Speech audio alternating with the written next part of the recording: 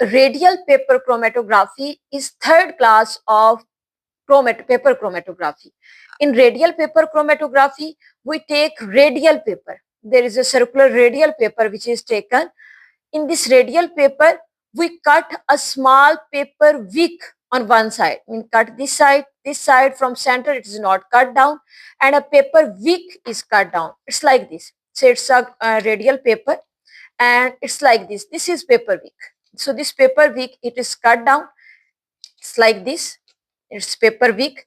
We cut paper wick and apply sample drop in the center.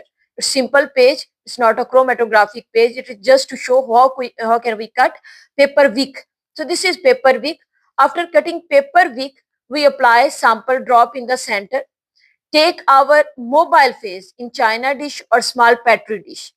Now we put this paper inside this china or petri dish in such a way that paper wick, it dips inside this solvent, mean it enter inside the solvent. This paper wick carries solvent, and then components, they are separated in radial direction like this. In sample components, they are separated in this. Say this is paper wick and it's jar. So we put paper wick inside this jar and put this paper above that petri dish. So it's like this. So now in this case, in case of radial chromatography, mobile phase is traveling in this direction. It's not moving against gravity.